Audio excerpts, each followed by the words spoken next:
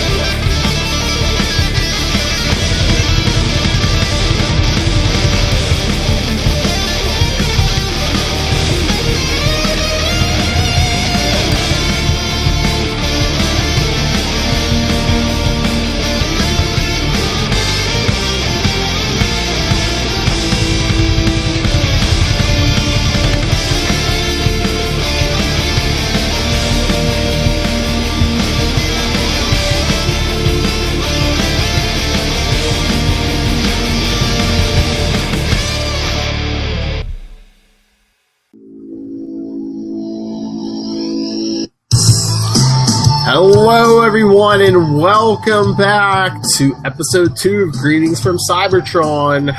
I am Phil, and I am Matt. We're on the same side. We're not Autobots and Decepticons.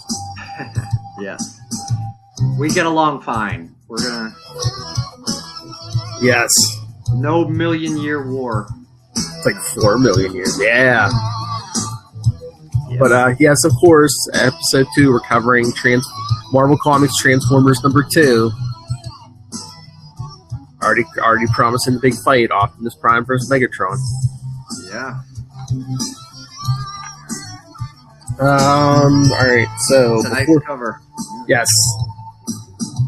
I don't know if there's a credit on there or not. Hey, who's that in the bottom corner box?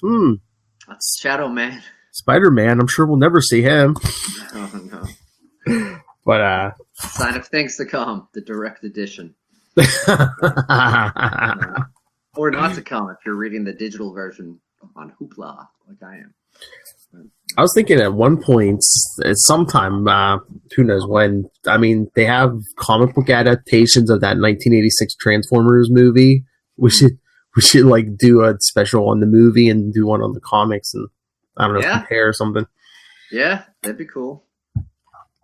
Or anything else you guys want to hear us talk about, write in CapesandLunatics@gmail.com. Yeah. To the first ever ongoing Capes and Lunatics YouTube exclusive show. Mm-hmm. All right, Mr. Kona, you want to start us off? Yeah, let's kick it off. Issue number 2, Power Play. So, as we know, 4 million years ago, they came from Cybertron, a world composed entirely of machinery, a world torn by an age-old war between the heroic Autobots and the evil Decepticons. These incredible, powerful, living robots, capable of converting themselves into land and air vehicles, weapons, and other mechanical forms, continue their conflict on Earth. They are the Transformers.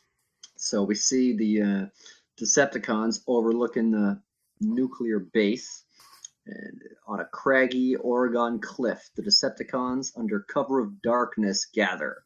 Megatron, their ruthless leader, speaks.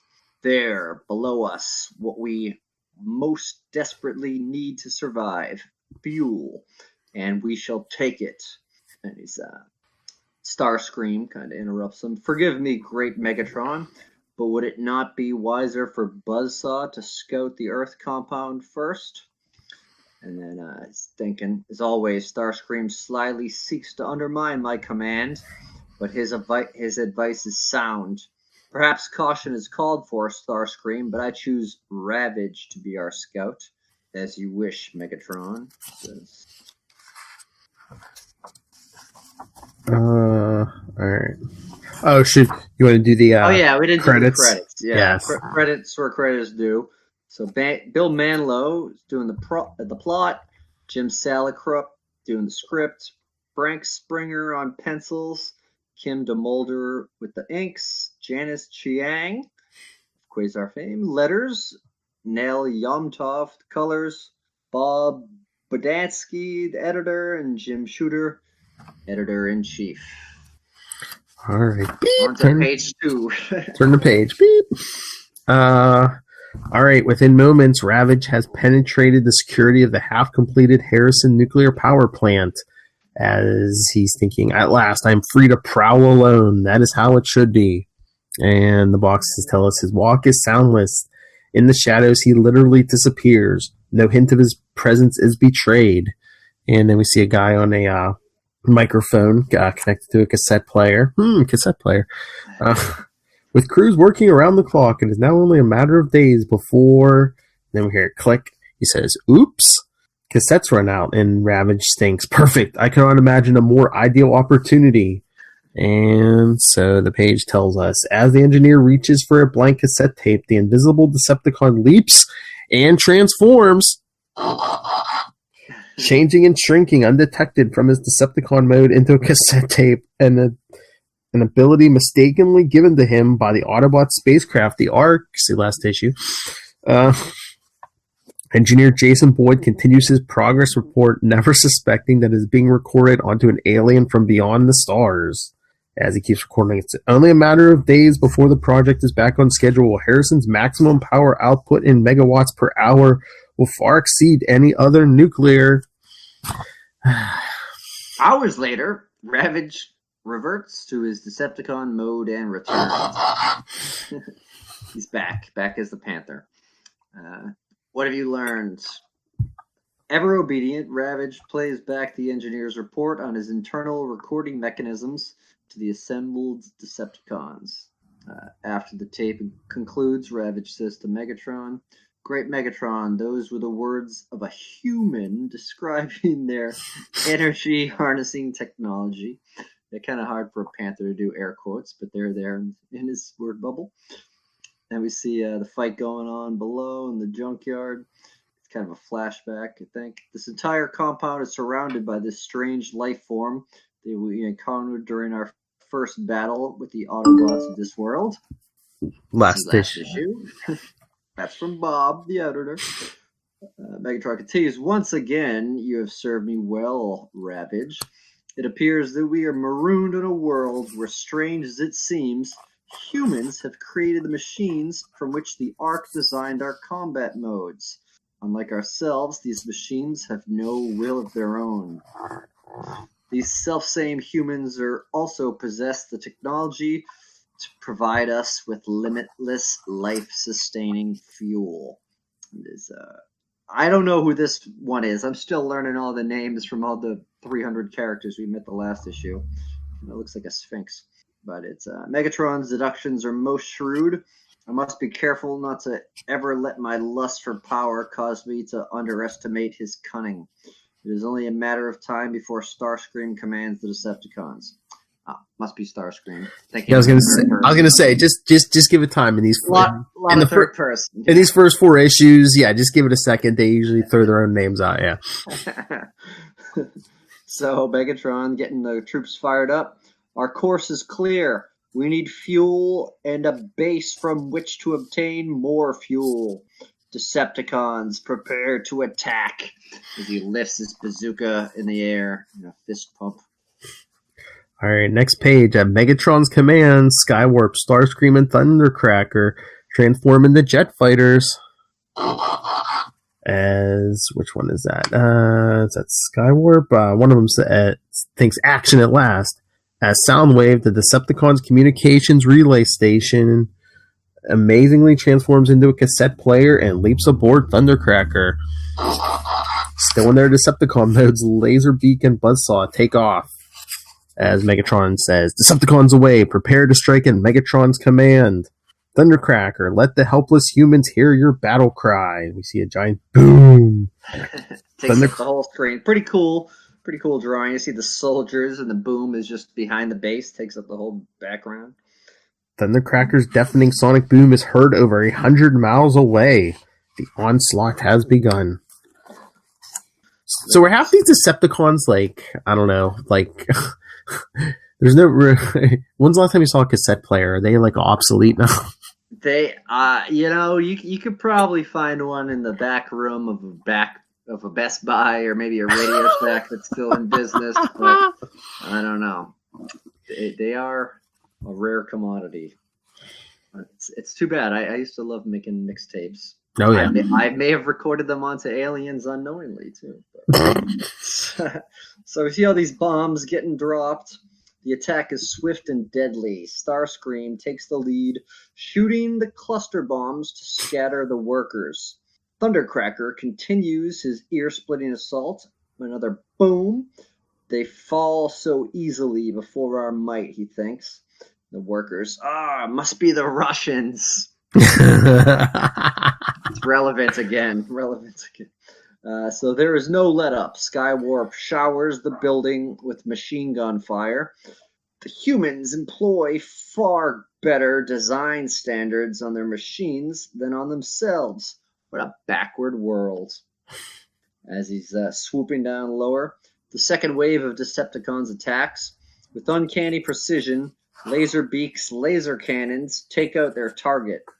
You see Ravage jumping in on the much smaller looking guards and workers. Well, from out of the shadows leaps Ravage. Rawr. What in the world? Through the reinforced concrete walls, slashes the diamond hard micro serrated edged beak of the Decepticon, fittingly known as Buzzsaw. Another masterpiece. It's its specialty. While on the ground, you see workers radioing for help. Mayday, mayday. This is the Harrison nuclear power plant. We're under attack. We need help fast. My walkie-talkie, it's gone dead. As you see the panel fill up with sound waves. Unbeknownst to the startled worker, the malfunction is no accident. It's due to the ultra-high radio frequencies emanating from the form of frenzy. As a walkie-talkie buzzes uselessly. But meanwhile, communicating via soundwave, Megatron commands, ceasefire! We need their technology. Begin the dismantling procedure.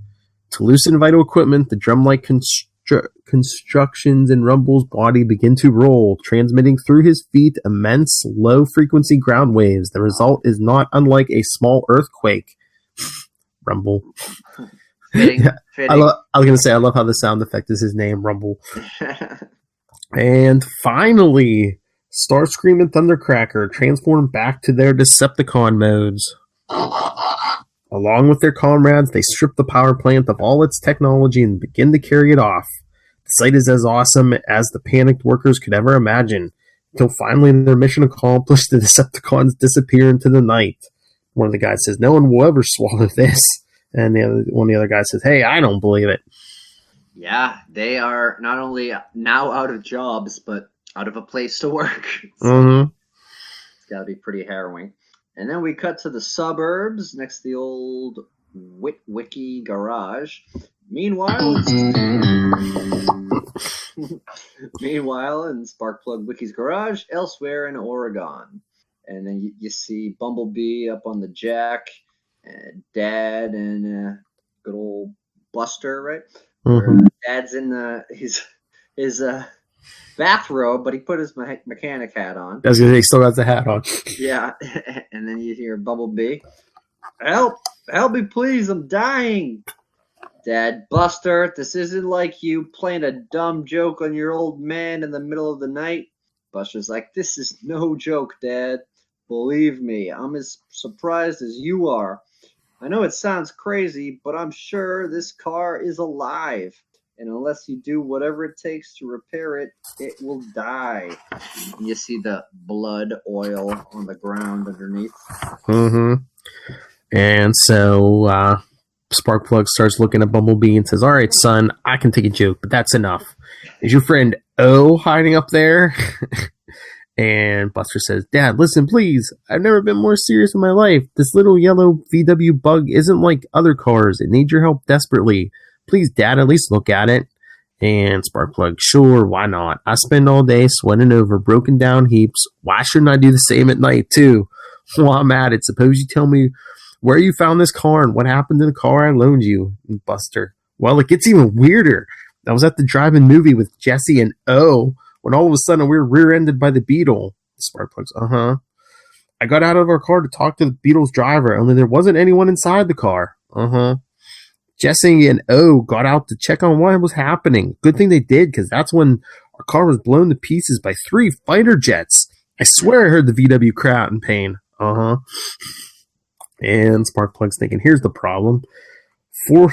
Buster keeps going on. 4 other cars then turned into giant robots and started blasting the jet fighters. O and Jesse must have split in all the confusion. I hopped into this car and steered it home. I mean, it doesn't have an ignition or gas pedal or... Man, Sparkplug, I don't know what they put in that popcorn at the drive-in, but I hope it's not habit forming. Buster, "Dad, please, you have to save this car. Please. You're the best mechanic there is. If anyone can save its life, it's you." And so Dad's pointing underneath the car.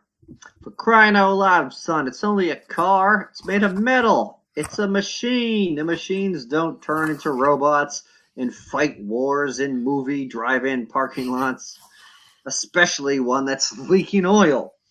And he sort of walks away as Buster puts his hand under the dripping car blood. "Dad, this car is alive. This isn't oil. It's the car's blood. I don't know what's gone into you, but it looks like the only way I'll get any sleep around here is to fix that blasted car." And from the shadow underneath it, Buster's very grateful. "Thank you, Dad. Oh, thank you, Dad. Well, you were right about one thing. I am the best mechanic in these parts." How would he, And the most modest. Yeah, exactly. It's like I'm the best mechanic on this street. Probably the only one, but... Yeah, I'm sure his kid's not bringing his loaned car out to other mechanics to test their metal, so to speak. Oh. So I gotta get a little punch for action in. Thank you. So Sparkplug continues. "They haven't yet made this car that Sparkplug Witwicky can't fix. This car is different." Hours later, Buster asks, "Is he healed?" "Blasted, son, I'm a mechanic, not a doctor." Damn it, Jim. Yeah, nice classic Star Trek reference in there. "All I did was fix a broke fuel line and tune up some parts. It wasn't easy. I've never seen a car quite like it." And click. Huh? What the... Oh no, it's falling apart. And Buster's like, "No, it must be changing into its robot form like the others did." And Sparkplug's like, it's alive. And Bumblebee says, "Yes, thanks to both of your heroic efforts, Sparkplug Witwicky, your skill rivals that of my friend Ratchet, the Autobot's greatest physician." And Sparkplug, "You mean there are more like you?" And Buster's like, "Dad, I told you about the battle in the drive-in. Who are you? Where do you come from? What do you want? And how do you wind up in my garage?" And Bumblebee, "I'm codenamed Bumblebee. I am from the planet Cybertron. I'm in desperate need of fuel. And your son drove me here. Do all small pink things ask so many questions?" And Sparkplug thinks, "Great, just what I needed, a smart mouth giant robot." He says, "If you need fuel, you've come to the right place." And Buster's like... He's taking it pretty well. Yeah, he's going out to the gas pump, and Buster's like, "Dad, you can't expect an extraterrestrial to guzzle premium unleaded." And the Sparkplug's like, "Oh, right." And Bumblebee says, "Perhaps Huffer, our engineer, can devise a conversion process whereby we can adapt to your primitive premium or unleaded." Just what you want to do, put trust your life into the hands of a guy named Huffer. His dad manages a paint store. Back on Cybertron, of course. Stay in school, kids. Don't do drugs.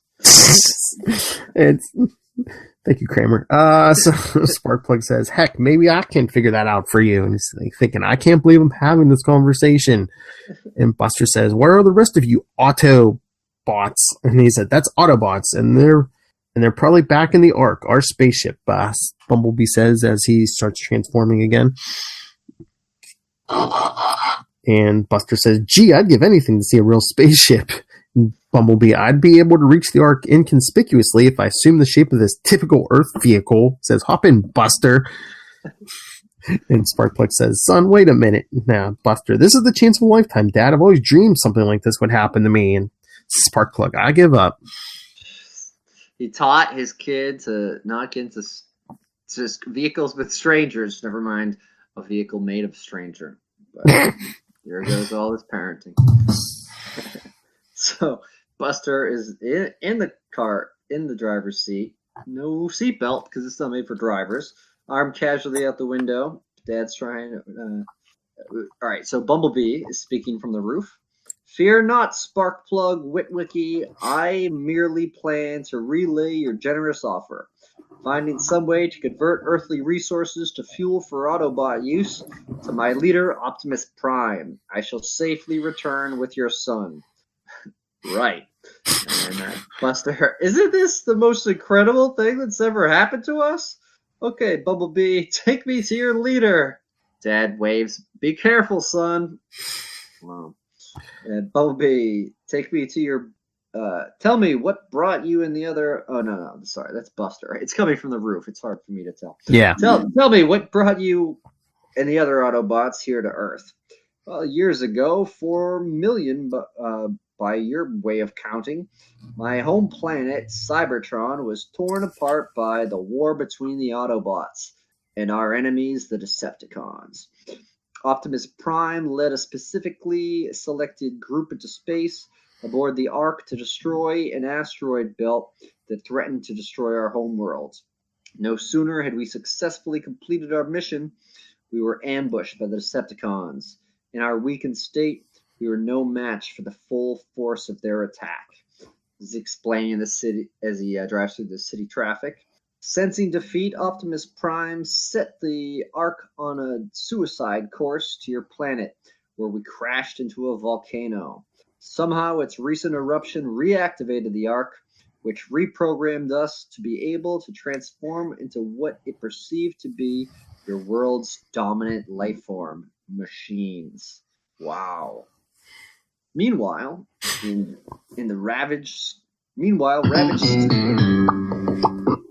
Ravage is skulking unseen in the shadows of the city, thinking to himself, while Megatron oversees construction of the Decepticon base, I am free to prowl anew. And just ahead of Ravage, Buster's friends, Jesse and O, walk down the street. Jesse, oh, I'm worried about Buster. Me too, Jess, but there was no answer at his home. And then on the boombox that O is listening to, cassette player, he's listening to the radio function. Oh, that was a lady who calls herself the Dazzler. Yeah, Matt Coda's favorite. Yeah. I just picked up they reissued Dazzler #1. Ooh. It was not a True Believer dollar comic. It was $4, but I still sprung for it. And it holds up. It's a little goofy, but all right. So we go on, and Ravage is thinking those humans, they're friends of the one with whom the accursed Autobot has established contact. And with the speed of thought, Ravage transforms into a cassette tape. My optic sense recognize them from the first battle on this world with the Autobots. He jumps in the boombox. Editor's note. Oh wait, yeah. Last issue at the drive-in. Oh, hey, there he is. He sees the Bumblebee drive by. Nah. She yells out, Buster! And he says, boy, am I glad to see you guys. Because O says, where have you been? We've been calling you all night. Did you hear the news on the radio? Those same jet fighters from the drive-in hit the Harrison nuclear power plant. And hear Bumblebee say, the Decepticons have struck again? Tell me, what is a nuclear power plant? And O says, Jess, Buster's car just talked. And she says, I noticed. And Buster says, nuclear power is probably the mightiest source of energy your enemies could have chosen. And Bumblebee said, there's no time to lose. The Decepticons must be stopped before harnessing such an awesome power. Sparkplug Witwicky must find a conversion formula immediately. And O's like, there's a CB hooked up in there, right? And Buster, oh, Jesse, you'll never believe this, but this car is from another planet. He's an Autobot called Bumblebee, and he was wounded at the drive-in. Dad repaired him, but now he has to come up with a way to turn our fuel into Autobot fuel. And it was like, Buster, we must return to your... Oh, no, Bumblebee. Buster, we must return to your father's garage. It seems I lost more fuel than my sensors indicated. And O said, it's too late to get on. That's incredible. It's canceled. From Buster, it's no joke. I'll explain later. And the complete conversation is recorded by Ravage, who just jumps out of the tape deck without anyone noticing. So he's invisible? Is that... I mean... I thought it was like he's invisible like Batman. Like he blends into the shadows. Yeah, I don't think he's actually invisible. Okay. It doesn't look like he's Sue Richards or something.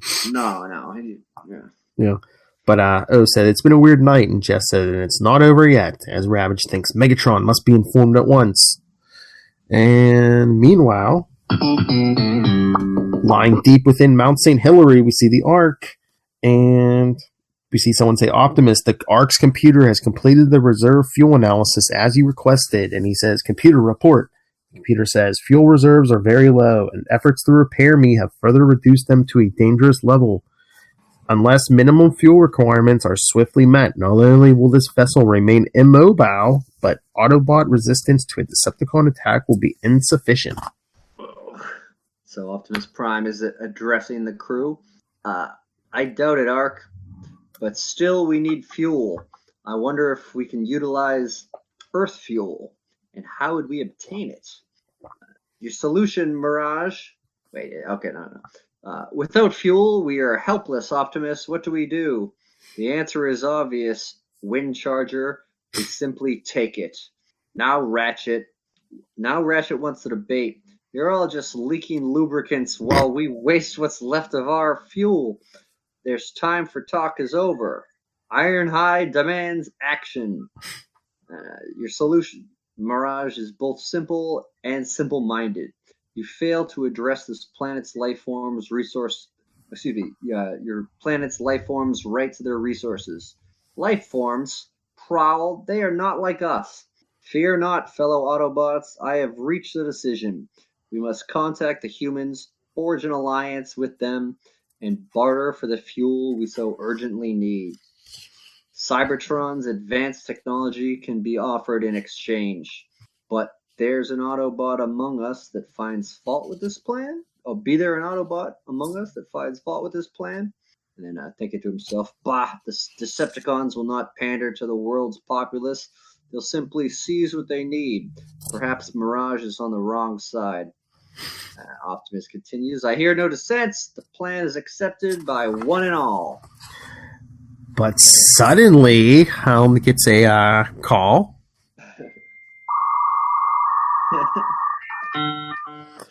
Optimus, I'm receiving an emergency broadcast on a standard Autobot distress frequency. And Prime says, that hound must be a signal from our missing friend Bumblebee. And with some spare parts and Sparkplug's help, Bumblebee has constructed a communicator, as he calls. Optimus, the Decepticons have acquired an awesome power source. We must find a fuel source of our own, fast. And Sparkplug, don't forget to tell him that I'll help you find a way to convert our fuel for your use. And Bumblebee calls back, a human has offered to help us adapt Earth fuel to our special needs. And Prime says, you have done well, Bumblebee. You have established the very alliance we need. Yeah, and he didn't have to barter any technology. That's true. Just the kindness of strangers. It's the 80s. The best mechanic, yeah. And Bumblebee says, thank you, Optimus Prime. And Sparkplug says, hey, you didn't tell him how to get here. Bumblebee says, that won't be necessary. They have already homed in on this frequency. And Prime says, Autobots, convert to Earth modes. Let's move out. And we see engines roar as the Autobots leave the Ark, climbing a road forged by engineers Huffer and Wheeljack, while Ratchet remains behind with a small crew to continue repairs on the Ark. And he says he's thinking, without fuel, even my considerable skills are useless. Spoiler alert, that arc isn't going to get off the ground until like somewhere in the 30s, Oh, wow. I believe, yeah. Jeez. So, meanwhile, in the half-completed Decepticon base, constructed from various parts of the erstwhile Harrison nuclear plant, and then you've got Megatron Ravage reports that a human has agreed to aid the Autobots. And I got a text from my wife that blurted out the board bubble. So anyway, the next. And my wife says, "I'll be home from work in an hour." I was gonna say that the page doesn't say "I love you, honey." Megatron says, "We must have that human. We must have that human. Either he converts fuel for the Decepticon cause, or he dies." And outside the fortress, you see all the Decepticons clicking and clanking into destroyer airplane mode. Decepticons away. Once again, Skywarp, Starscream, Thundercracker, Laserbeak, and Buzzsaw scream away into the dark Oregon skies. While across the street from Sparkplug's Witwicky's garage, the Rolands are rudely awakened. Now, they're his neighbors. They're an older couple. Mm-hmm. And they're awakens, but the husband is already smoking a pipe and reading the newspaper. Mm-hmm. And the wife woke up, put on her bathrobe and jewelry. The wife says, Mrs. Rowland says, "Those cars don't have any drivers in them, Mitchell." Sparky probably developed some kind of remote control device, Doris. Still, I've never seen his yard quite so busy before. As you see a giant Mack truck about to pull into the garage that he will almost certainly not fit in, behind a slew of other Transformer vehicles or Autobots. And you see the Bumblebee says, "Optimus Prime, fellow Autobots, meet Sparkplug and Buster Witwicky." And then they're watching all these Autobots showing up. Now I've seen everything. So if it's the middle of the night, how could the neighbors see that there was no drivers in those cars? Yeah, that's a good question. I don't think they had their dome lights on. But All right, so, and as not only the Witwickies, but the Rolands as well, watch Optimus Prime transforms. As Prime's standing there towering over Sparkplug and Buster, he says, "I bring you greetings from Cybertron." And Sparkplug says, "This one's even bigger than Bumblebee." And Buster says, "Hi." And Prime, "I believe Bumblebee has already informed you of our vital fuel needs." And Sparkplug, "I'd be honored to help beings like you." And Prime says, "The Autobots are grateful, human." But then suddenly, the deafening sound of a sonic boom fills the air. Where have we seen that this issue? Baroom! Followed by the streaking sight of 3 F-15 jet fighters swooping down. Prime says, "Decepticon attack! Autobots, prepare to defend this position." And is that Buster saying, "Oh no, not again"? Buster is just a magnet for war, it seems. Not even old enough to fight. Alright, so then we got Optimus Prime commanding the troops. "Bumblebee, shield the humans. We must not allow any harm to come to them. As you command, Optimus." And they got Sparkplug, "Run, son, this is turning ugly. Take cover, that old car body." And then you see it explode in a boom, bam, clang. "They're turning the scrap in my yard into, scrap." Buster, "Somehow it all didn't seem this real back in the drive-in." As you see another cluster bomb being dropped by a Decepticon. A once quiet junkyard rapidly turns into a blazing battleground. "Somehow sideswiped, the Decepticons knew we were going to be here. If it's a fight they want, Sunstreaker, we can give it to them." As they transform from cars into Autobots. "My electron pulse guns shouldn't disappoint them. Well, you get them well in your sights. I'll go meet them up close and personal." As they blast off into the sky. "Ever eager for battle, my brother has rashly employed his energy-draining rocket backpack. Boy, who would think someone named Sideswipe wasn't a deep thinker, you know? Yeah. Because Sideswipe goes in, again, rockets in the air with his jetpack. Take a look at this, these Scrapticons, as he shoots Thundercracker as one of the other planes. Because right here, they're all colored pretty much the same. One of the other ones. That'll change later, right? Because I mean, Megatron is also like the same color scheme as Optimus Prime. Yeah, like I said, once we get past like this first 4 issues, like the art gets a lot better, and like the stories get a little easier to follow. Black and white or red and purple. Yeah. But one of the other planes says that Autobot's flare gun is blinded Thundercracker. While below, Sparkplug and Buster are hiding in one of the car body. Sparkplug says, "What have we gotten ourselves into?" And Buster, "I don't know." And once again, for probably like the 3rd time this issue, we see Skywarp and Starscream transform. Follow me, Skywarp. No matter what the cost, we must capture the human called Sparkplug.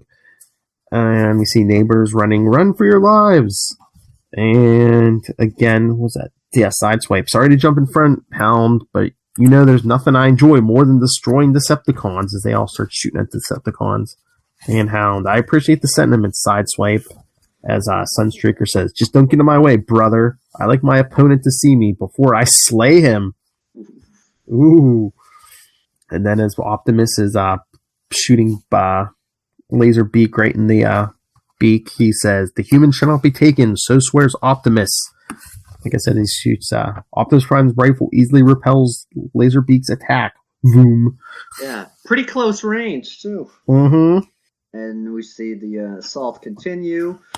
You got a thought bubble. "My logic center predicted the Decepticons' trajectory perfectly. Direct hit. The katang. Boom." Optimus with the big gun as shrapnel rains down on the neighborhood. "We have them on the run. Fight on. Mirage, cover my flank." "Certainly, Commander. Although I'd prefer to leave," as he thinks to himself, "although I'd prefer to leave this mess entirely and go retro wing gliding back on Cybertron." And then I'm sure my insurance doesn't cover this. Thinking Sparkplug from his hiding spot. And then you got a neighbor holding a little girl. "That's right, officer. It's as if the Martians just landed, but worse." Meanwhile, minutes later, Dacoom, woo, as the police show up. "I don't think we've got a cell big enough to hold these boys. You want me to read them their rights, or do you want to do it? Let's face it, men, this is definitely out of our league. Let the army handle this." As Optimus Prime looms over them with a giant crater in the ground, smoking. Mm-hmm. And then you see as Owen Jess hiding behind the house. "Jesse, I'm scared. Let's not get any closer. I just hope Buster's all right. If only I could be by his side. Frankly, I'd rather be somewhere else. Anywhere else." And then from out of the shadows, Ravage springs, surprising Mirage. Rawr. "What? Where did you come from?" He thinks to himself, "Caught me off guard. I'm unable to use my electro disruptor against him." As he pushes Mirage to the ground. Rawr. And Mirage says, "Brother Transformer, this is madness," as Brawn sees Mirage is in trouble. And Mirage, "Who benefits from this battle? Back on Cybertron, we could be enjoying the good life." And Brawn smacks Ravage away and says, "Is this little kitty cat giving you trouble, Mirage?"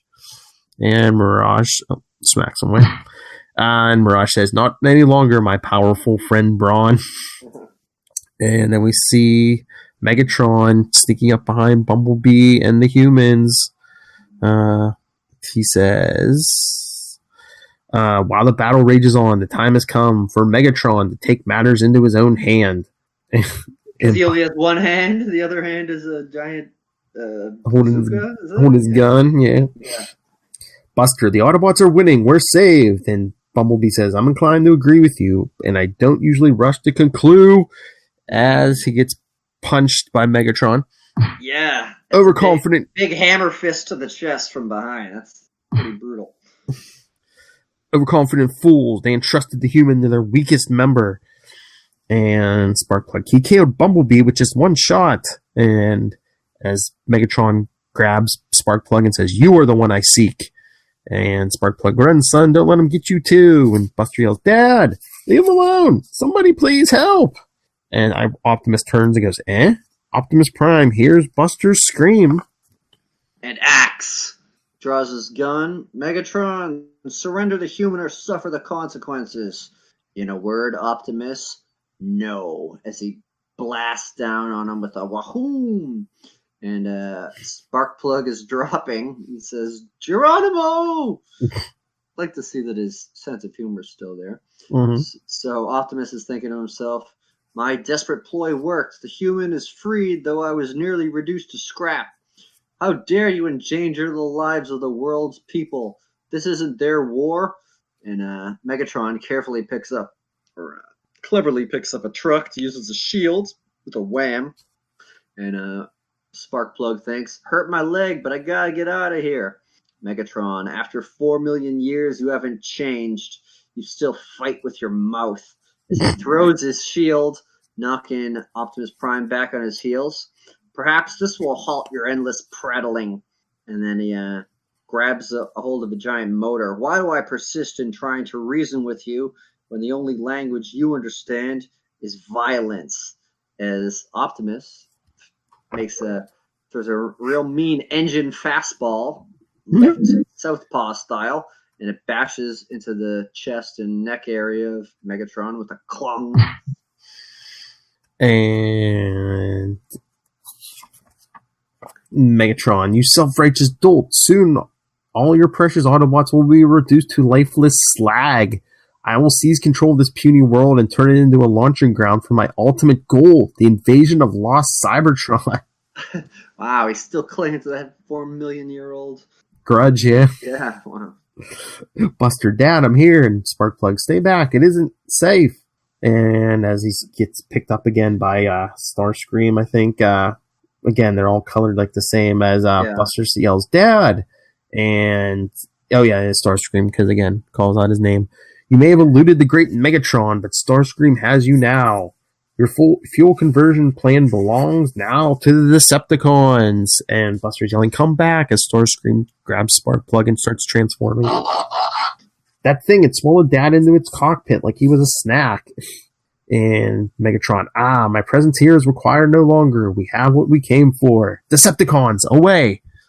So they go into retreat mode. You see, before Optimus can react, Megatron and Ravage transform into their earthly incarnations, which is a giant gun and a cassette tape. And then they go up into one of the other ones, and they board the waiting Skywarp and Thundercracker. And as suddenly as they came, they're gone. As you see Buster helplessly looking up at the fleet of Decepticons flying away. "They're getting away! Optimus, you've got to go after them. They have my dad." "I agree, my little friend, but without immediate refueling, it's impossible." So concerned, Buster's thinking, how will they be able to rescue Dad when it looks like they can't even help themselves? That looks like they're getting help next issue.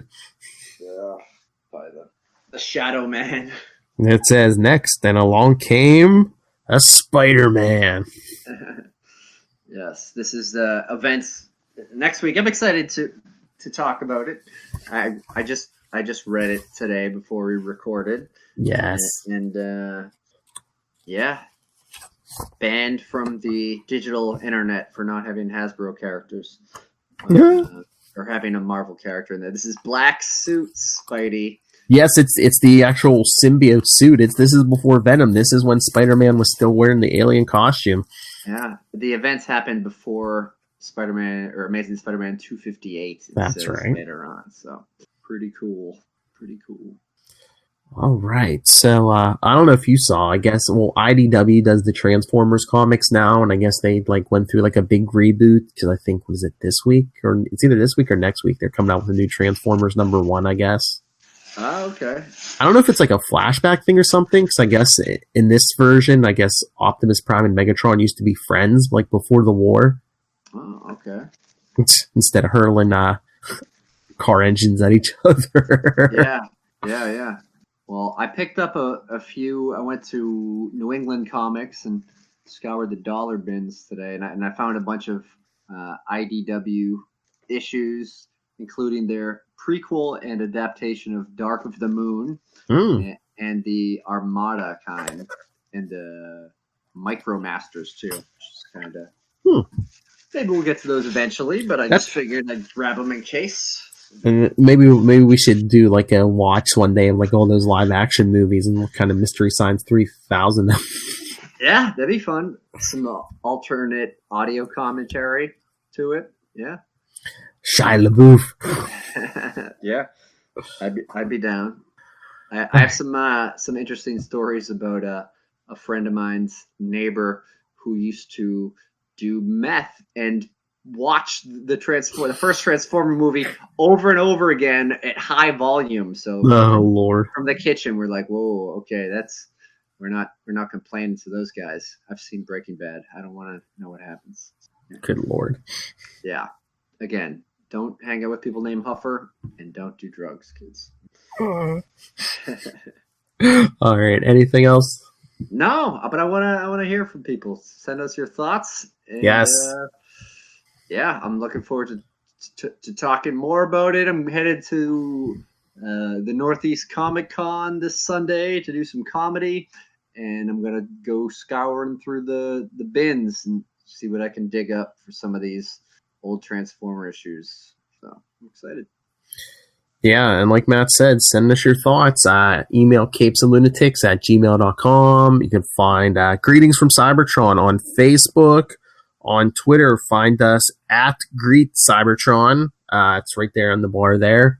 Or you can always call us, send us voicemails, nice and easy, 614-382-2737. That's 614-38-CAPES.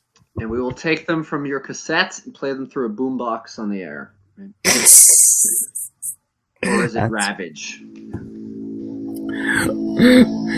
Don't ravage. Come on, ravage us with your emails and phone calls. Yes. Let's start a frenzy. Yeah, next time, issue 3, Spider-Man.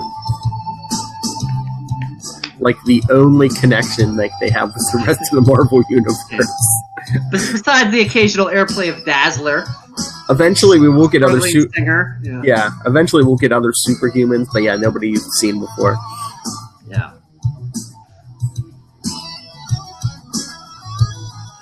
I know, yeah, it really kicks into high gear. We'll get some good stories after issue 4, like some weird one-offs too, but for the most part, pretty good. Looking forward to the journey. And remember last issue, Megatron said one of our most powerful members is missing. That couldn't have come up by issue 4, could it?